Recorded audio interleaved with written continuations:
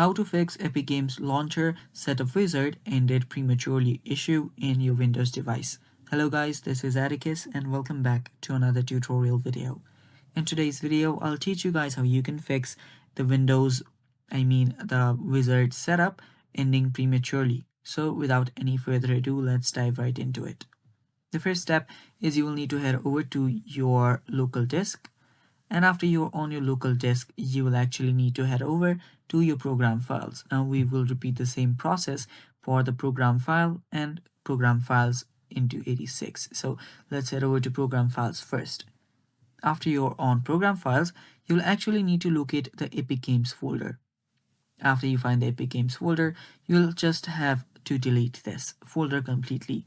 So just select the folder and then delete it.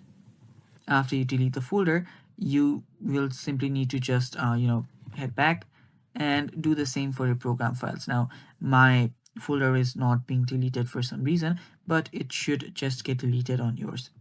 So after you find the Epic Games on your program files again, simply delete that folder as well. And after you delete that, your problem should get fixed. And that is how you fix the setup wizard ending prematurely problem, guys. Thanks for watching.